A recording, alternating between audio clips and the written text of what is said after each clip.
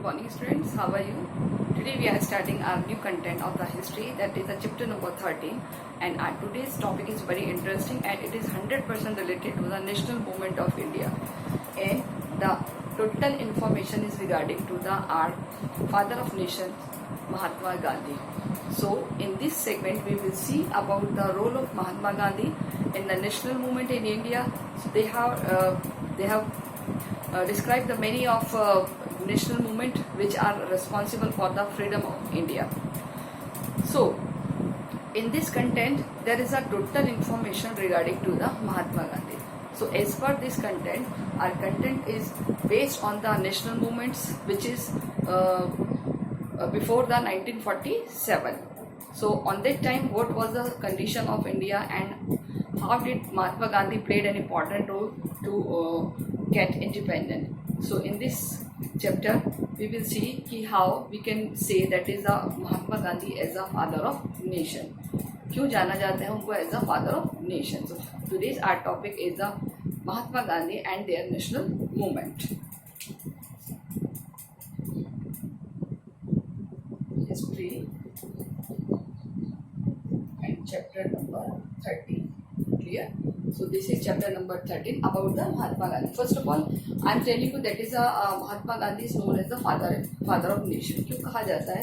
इसके लिए हम देखते हैं कि स्टार्टिंग में अगर आपके पास देखें तो हमारे कंट्री के यूनिफिकेशन के लिए या निर्माण के लिए हम बोल सकते हैं कि बहुत बड़े रेवोल्यूशंस हुए हैं, मूवमेंट्स हुए हैं, तो उसमें गांधी जी ने जो रोल प्ले किया है उसको हम देखते हैं. लेकिन हम सबसे पहले कुछ और एग्जांपल दिए जिन्होंने अपने अपने कंट्रीज के लिए इम्पॉर्टेंट रोल प्ले किया है.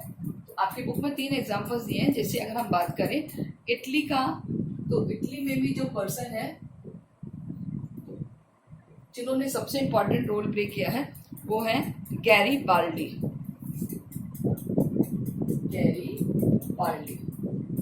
अगर हम बात करें यूएसए, अमेरिका में एक ऐसे पर्सन जिन्होंने अमेरिका के नेशनल यूनिफिकेशन में बहुत इंपॉर्टेंट रोल प्ले किया है, जिसको American war for the independence भी कहा जाता है, जिसको कहते हैं जॉर्ज वॉशिंगटन.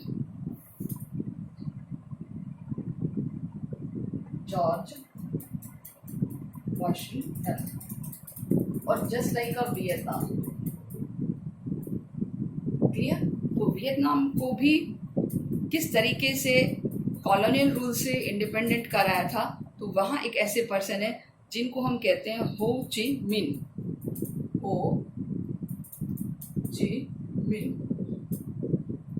तो ये 3 लीडर्स हैं जो इंटरनेशनल लेवल्स पर जाने जाते हैं. हो ची मिन. क्लियर? अब हम बात करेंगे इंडिया के बारे में. तो इंडिया में जस्ट लाइक ऐसे कौन है? इंडिया,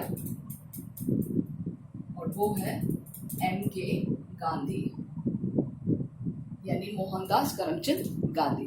तो ये ऐसे पर्सन हैं जिन्होंने अपने अपने नेशनल को अपनी नेशनलिटी को एक आइडेंटिफाइड देने के लिए जो भी यहाँ पर कॉलोनियल रूल से उनको अपोज किया है. तो इस कंटेंट में हम सब चीज़ों को देखेंगे कि किस तरीके से गांधी जी का रोल है, और इसीलिए इनको क्या कहा जाता है? Father of nation. क्लियर? तो हमें यहाँ गांधी जी के बारे में सबसे पहले कुछ इम्पोर्टेंट चीज़ें शुरू करनी है. तो वो क्या क्या चीज़ें हैं? इनका बर्थ 2 अक्टूबर. क्लियर? यानी कि इनका बर्थ कब हुआ है? 2 अक्टूबर 1869. इसके बाद इनके father Mohandas, mother Putlibai, wife Kasturba.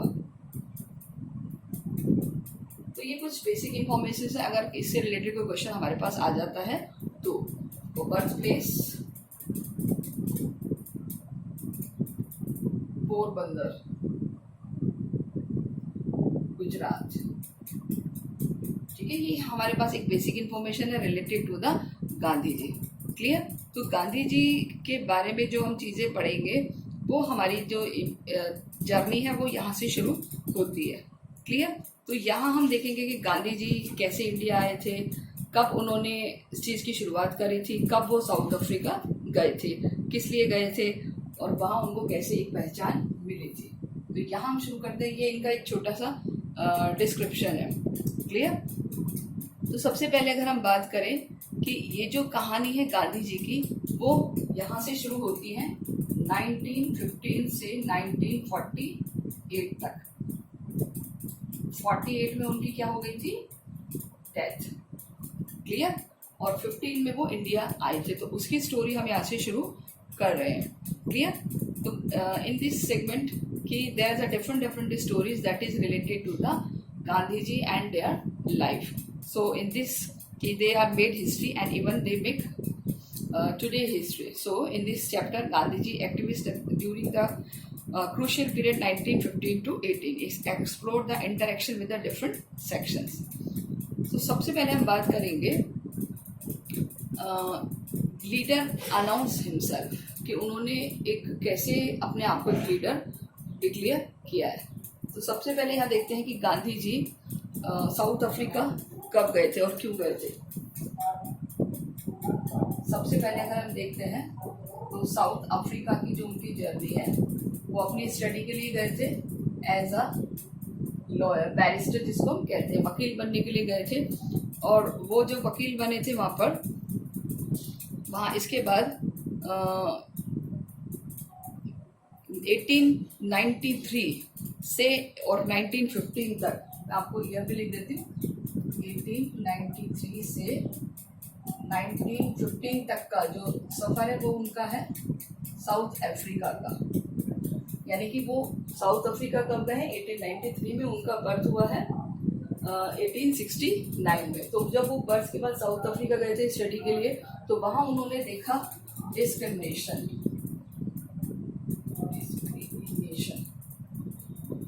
As apartheid, colour basis पर, ब्लैक और वाइट। तो उनके साथ भी आपको पता है ये बहुत ज़्यादा इंसिडेंट्स हुए थे। उनका भी एक ट्रेन से उतार दिया था क्योंकि उनका कलर ब्लैक था, तो वगैरह वगैरह ये स्टोरी आपने बचपन में सुनी होगी। तो वहाँ उन्होंने साउथ अफ्रीका में एक मूवमेंट शुरू किया था जिसका नाम था सत्याग्रह।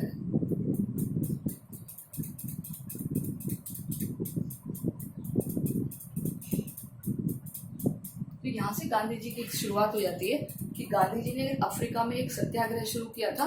किस लिए शुरू किया था? ताकि अपार्थाइड को खत्म किया जा सके, ताकि हर पर्सन को एक इक्वल बिहेव किया जा सके, किसी के साथ कलर डिस्क्रिमिनेशन नहीं हो, कोई भी सिचुएशन ऐसी नहीं हो जिसके बेसिस पर उसको प्रॉब्लम क्रिएट किया जाए। ठीक है? तो यहाँ पर उनके इस वर्क से एक पर्सन है जिसका नाम है चंद्रन देव सेनन। चंद्रन देव सेनन, इन्होंने इनको क्या कहा है?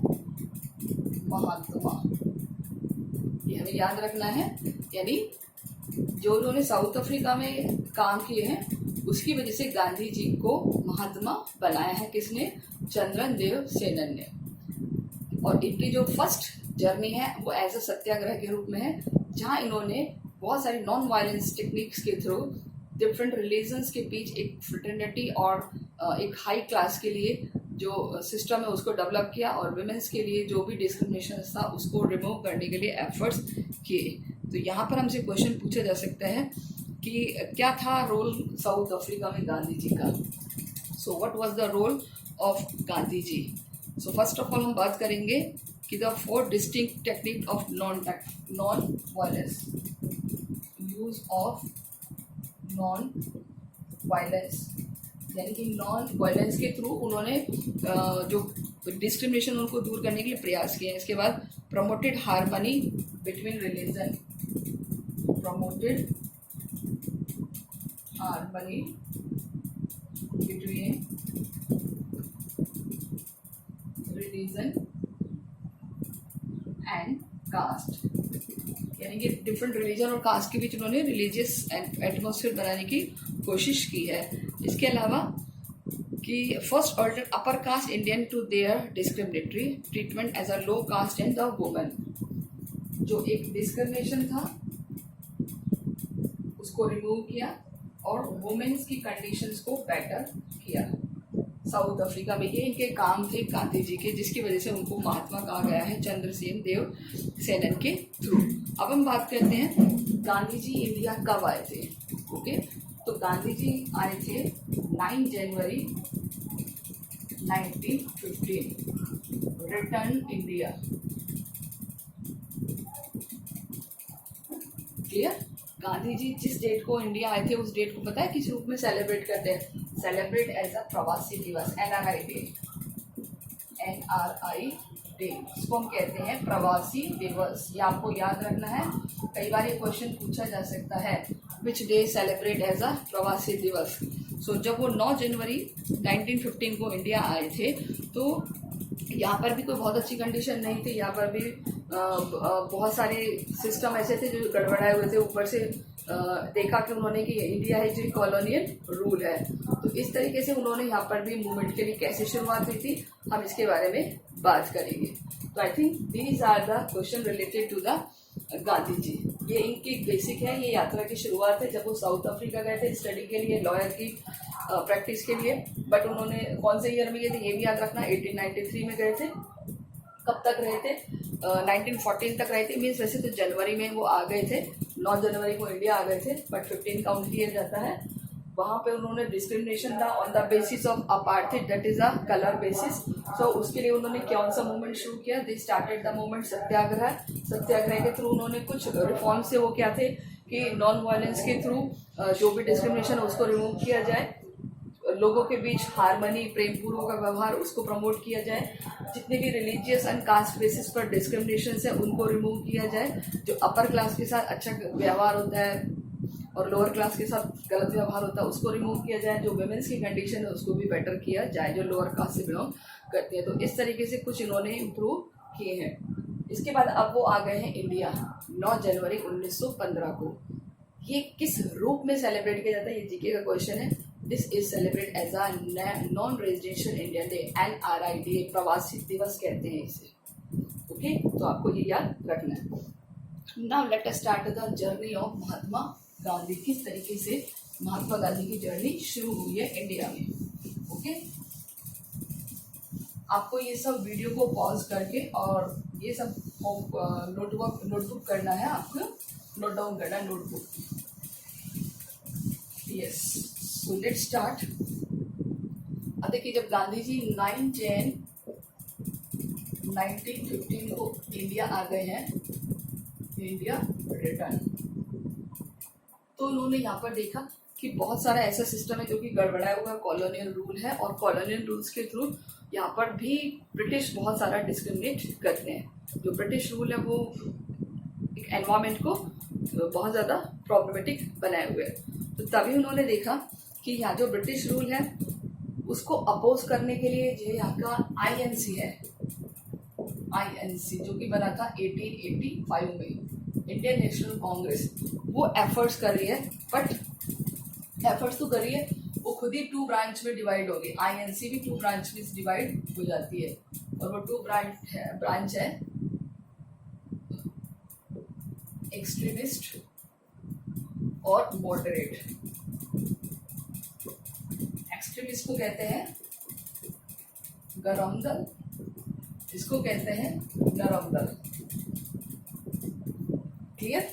किस बेसिस पर डिवाइड हुई है? आइडियोलॉजी। ये कहते थे, आपने बचपन में भी सुना होगा कि जो एक्सट्रीमिस्ट थे उनकी डिमांड क्या थी? एक्सट्रीमिस्ट की डिमांड थी कि हमें जो आज़ादी चाहिए वो तुरंत चाहिए, हम किसी के से चापलूसी नहीं करेंगे, हम अगर कैसे भी साम दाम दंड भेद जिस भी तरीके से हमें आज़ादी मिले आज़ादी लेनी है। नरम दल कहते हैं नहीं, हमें प्यार से बात करके आमने सामने बैठ करके सुलझानी चाहिए। तो जो नरम दल के जो पर्सन्स थे उन्होंने गरम दल के पर्सन्स को बहुत समझाया, बट नहीं माने तो एटलीस्ट INC 2 पार्ट्स में डिवाइड हो गई, और उसको कहते हैं कि एक्सट्रीमिस्ट और मॉडरेट। तो यहाँ हमारा क्वेश्चन दिया हुआ है कि स्वदेशी मूवमेंट में ज़्यादातर जो पर्सन्स थे वो सब लोग जुड़ गए थे, बट कि 1905 से 07 में, यानी कि 1905 से 1907 तक जो अगर हम बात करें तो ये जो सिस्टम है वो और भी ज़्यादा डेवलप हो गया, स्वदेशी से इसको जोड़ दिया और ज़्यादातर लोगों को इससे जोड़ा गया। तो ऐसे में 3% जो इसमें आए थे, दैट इज द लाल, पाल और पाल।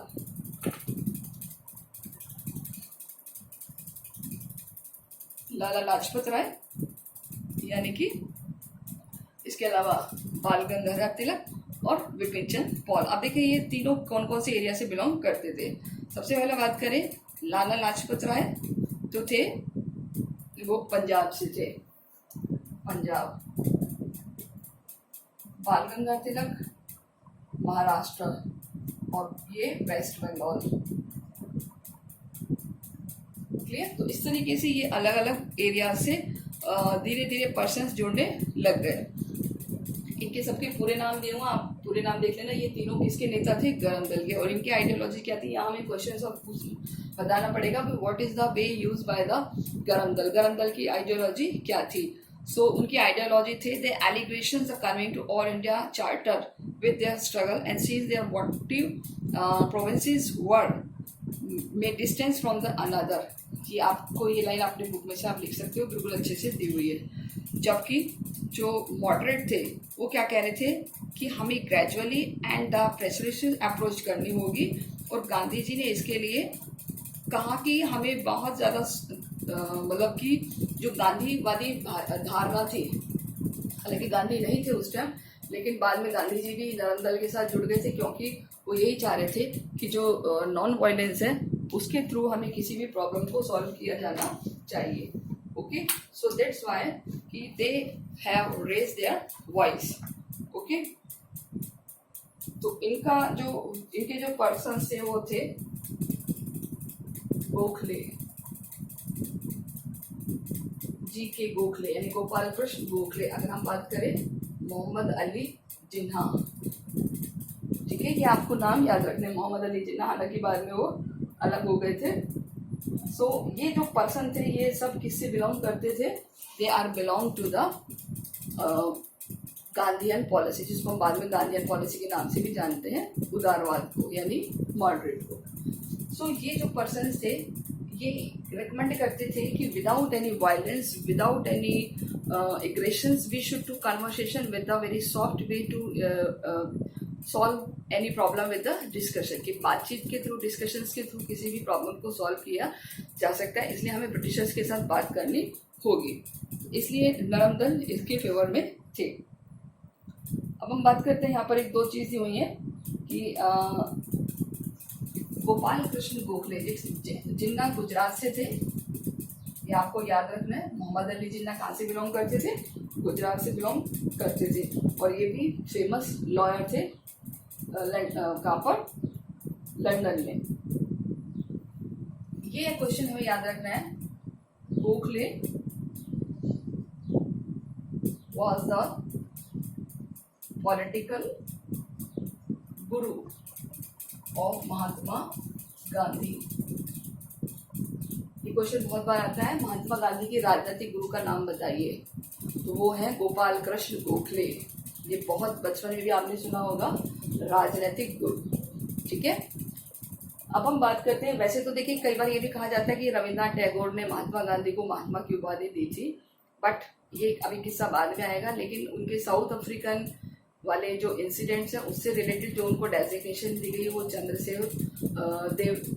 चंद्रदेव देवसेनन की तरफ से है। तो यहाँ हम बात करेंगे कि गोखले जो था उन्होंने एडवाइस की थी गांधी जी को, spend 12 around the British India, travelling to the British India. कहा क्या? ब्रिटिश इंडिया जाओ, यानी कि ऐसे एरिया जिसके ऊपर ब्रिटिश सरकार ने कैप्चर कर रखा है, उन एरियाज के आप विजिट करो तो आपको कुछ पता चलेगा। तो इस first major appearance was the opening to the Banaras Hindu Vishwavidyalaya university BHU, जो कि 1916 में फाउंड हुई थी। BHU की फुल फॉर्म बनारस हिंदू विश्वविद्यालय, बनारस हिंदू यूनिवर्सिटी, जिसकी फरवरी 1960 में फाउंड किया था, फाउंडेड। ठीक है, आपको पता है बहुत बड़ी यूनिवर्सिटी है। इस यूनिवर्सिटी में गांधी जी को इनवाइट किया था एक आंदोलनकारी के रूप में नहीं कि महात्मा गांधी ने साउथ अफ्रीका में अच्छा काम किया है इसलिए उनको वहां पर इनवाइट किया गया था। So after he also present the important leader Congress, उसमें बहुत सारे और कांग्रेस के लीडर्स भी प्रेजेंट थे, लाइक जैसे एनी बेसेंट। एनी बेसेंट कौन थी? उस टाइम कांग्रेस की लीडर थी Annie Besant. Clear? So Annie Besant ने क्या करा, यहाँ पर मैं आपको बता देती हूँ, इन्होंने भी होम रूल लीग शुरू किया था। होम रूल लीग शुरू किया था 1960 में मद्रास से। देखिए होम रूल लीग 2 बार आया है, एक बार एनी बेसेंट ने और एक बार शुरू किया है तिलक ने। ठीक है, लोकमान्य बाल गंगाधर तिलक ने, उन्होंने उसकी शुरुआत की है पूना से, ये आपको याद रखना है। तो ये जो कांग्रेस की लीडर थी इन्होंने भी ये भी उसमें प्रेजेंट थी। क्लियर? तो आपसे पूछा जा सकता है।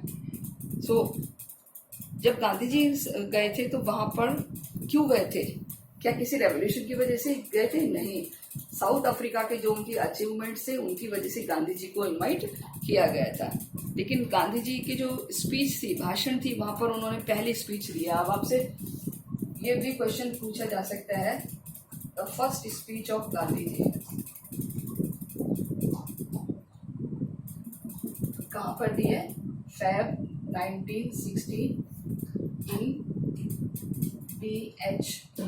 तो उन्होंने अपनी पहली स्पीच कहाँ दी है? फरवरी 1916 में BHU के उद्घाटन समारोह में उन्होंने अपनी पहली स्पीच दी है। और उसी स्पीच में उन्होंने कुछ मुद्दे उठाए थे, और वो मुद्दे क्या है? ही सेड, यहाँ से आप अंडरलाइन कर लीजिए, he said the certainly the most gorgeous show, कि एक बहुत अच्छा शो है, but he worried about the contrast between the richly packed nobleman present and the millions of the poor.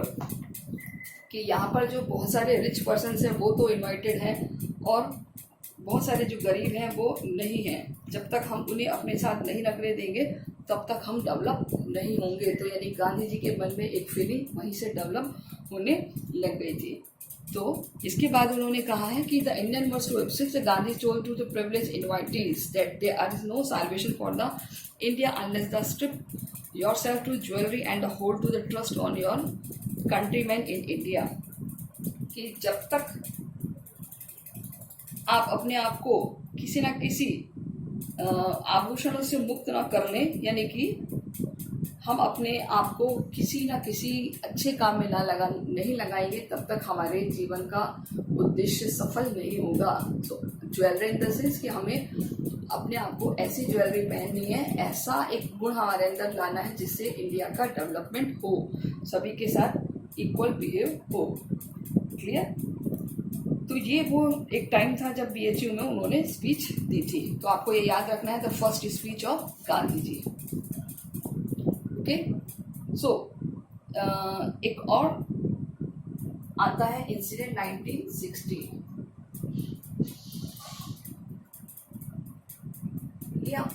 वैसे तो गांधी जी के जो रेवोल्यूशन है वो 1917 और 1918 कंटिन्यू 3 मूवमेंट्स थे जो उन्होंने शुरू करे थे।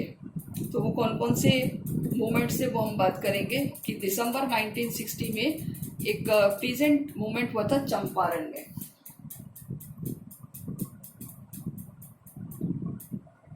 बेसिकली इसका जो ईयर माना जाता है वो 17 माना जाता है, क्योंकि यहाँ दिसंबर में शुरू हुआ है। तो दिसंबर में एकदम से वो मूवमेंट खत्म नहीं हुआ था, मूवमेंट खत्म हुआ था that is in next year. तो काउंट किया जाता है चंपारण रेवोल्यूशन इन 1917। याद रखना आप, ये जो चंपारण मूवमेंट है वो 1970 याद किया जाता है बिहार में। So he told about the harsh treatment of the peasant by the indigo planter. कौन सी क्रॉप के लिए? इंडिगो प्लांटर्स, यानी कि जो ऐसे पीजेंट जो इंडिगो को उगाने के लिए मजबूर किए जा रहे थे। आपको पता ही होगा, आपने स्टोरीज में सुना होगा कि जो इंडिगो की क्रॉप है वो लैंड की फर्टाइल वैल्यू को ख़त्म कर देती है। लेकिन ब्रिटिश गवर्नमेंट उसको बार बार एफर्ट्स की जा रही थी कि इस तरीके आपको क्या करना है, इंडिगो क्रॉप्स डेवलप करनी है। ठीक है, तो उन्होंने गांधी जी से रिक्वेस्ट की और गांधी जी ने इस मूवमेंट को सॉल्व करने में उनकी हेल्प की, क्योंकि स्पीच जो दी थी उन्होंने बीएचयू में, उसके बाद उनकी इमेज ऐसी हो गई थी कि भाई एक जो पर्सन आया है साउथ अफ्रीका से जिन्होंने वहाँ पर रेवोल्यूशन किया तो नो डाउट हमारी भी प्रॉब्लम को रिमूव करेगा। तो इस तरीके से गांधी जी की इमेज तैयार हो गई थी और उसके बाद उन्होंने उस इमेज के थ्रू लोग जो इंडिया में प्रॉब्लम सी कॉलोनियल रूल के उसको रिमूव करने के लिए एफर्ट्स करने शुरू कर दिए थे। तो अब हम बात करेंगे कि पहला उन्होंने जो मूवमेंट शुरू किया 1970 में, यानी 16 के एंड में शुरुआत हो गई थी दिसंबर में, बट वो कंप्लीट हुआ था 18 में। तो 18 में और दो हैं मूवमेंट्स वो बहुत इंपॉर्टेंट है। एक तो है खेड़ा, दूसरा है अहमदाबाद।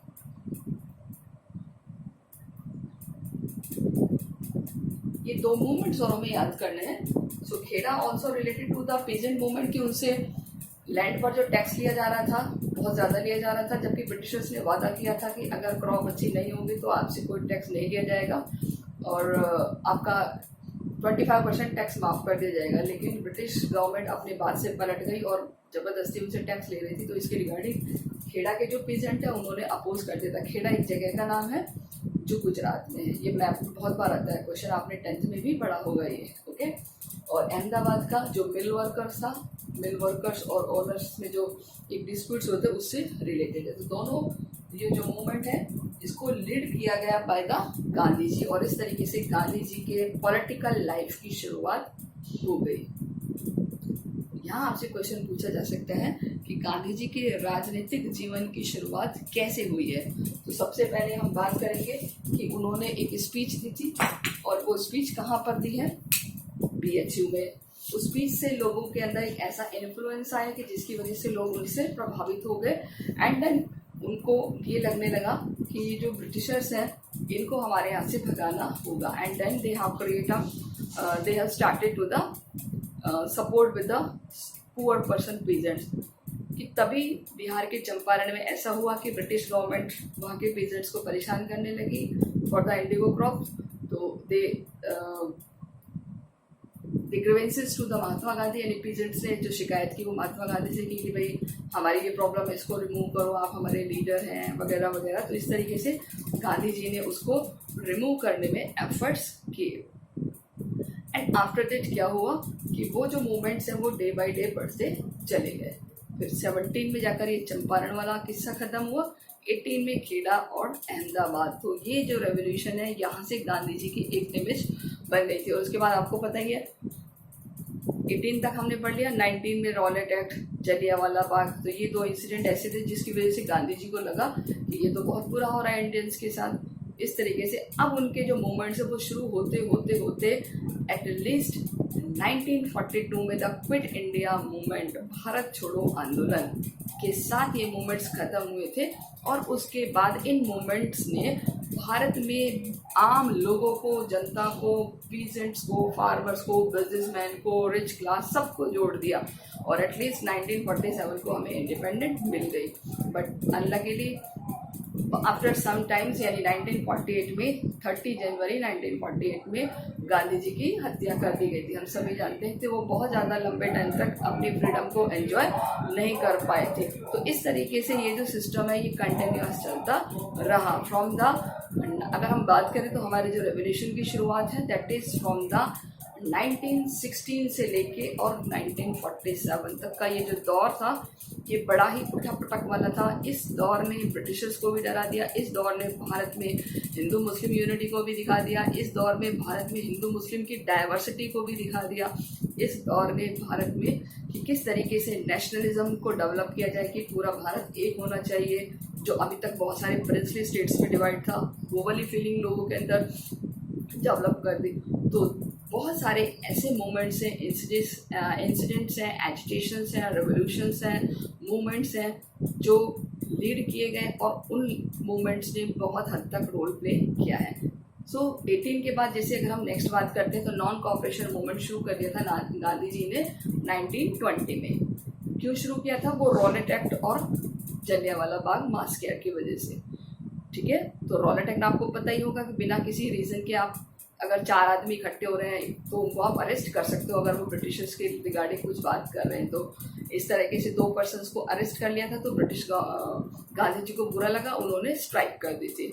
स्ट्राइक कर दी थी तो गांधी जी को अरेस्ट कर लिया गया था। एंड 13 अप्रैल 1919 को ही जलियांवाला बाग मास्कर हो गया था। तो इस तरीके से ये दो इंसिडेंट ऐसे थे, यहाँ से गांधी जी ने शुरू किया था नॉन कॉपरेशन मूवमेंट 1920 से। यहाँ पर गांधी जी ने जो भी ब्रिटिश थिंग्स थी बाइकाट करना शुरू कर दिया था। कि उनका एक विश्वास था नॉन कॉपरेशन, कि अगर हम ब्रिटिशर्स का सहयोग नहीं करेंगे तो ब्रिटिशर्स यहाँ से चले जाएंगे। कॉपरेशन मतलब सहयोग करना, ना हम इनकी चीज़ों को खरीदेंगे, ना हम इनके रूल्स को मानेंगे, हम इनको अपोज करेंगे तो ब्रिटिशर्स यहाँ से चले जाएंगे। तो ये जो हमारी सेकंड जर्नी है वो अब शुरू होती है यहाँ से कि किस तरीके से गांधी जी ने नॉन कॉपरेशन मूवमेंट शुरू किया और उसको क्यों बंद कर दिया। ठीक है, चौरा चौरी वाला इंसिडेंट आ जाएगा कि फैब 1922 में चौरा चौरी इंसिडेंट हो गया कि कुछ इंडियंस ने ब्रिटिशर्स को मार दिया था।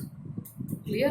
तो ये चौरा चौरी भी प्लेस हमारे पास मैप में बहुत आता है। तो ज़्यादातर एरिया जो है ये नॉर्थ इंडिया के यूपी पार्ट से रिलेटेड है। क्लियर। तो इस तरीके से हमें ये सारी चीज़ें इंसिडेंट्स बहुत अच्छे से करनी है। आई होप कि आपको चैप्टर बहुत अच्छा लग रहा होगा, बहुत इंटरेस्टिंग है, आपके लिए वैल्यूबल है एंड इम्पॉर्टेंट थिंग्स हैं। जो चीज़ें आप बचपन में पढ़ के आए हो वो सब चीज़ें ब्रॉड रूप में। तो आप वीडियो को पॉज करके आप इस तरीके से नोट्स प्रिपेयर कीजिए एंड देन आप उसके लिए होमवर्क के लिए प्रैक्टिस करते रहिए। एंड एज सून आप ये भी कोशिश करिए कि आप ज़्यादा से ज़्यादा सेल्फ नोट्स और प्रिपेयर कर सकें। Okay, so it is a full of short question, full of small question, full of long question chapter in very interesting topic also. So I hope कि आप कंप्लीट करेंगे इसको। हमारे पास अब बहुत ज़्यादा टाइम नहीं है।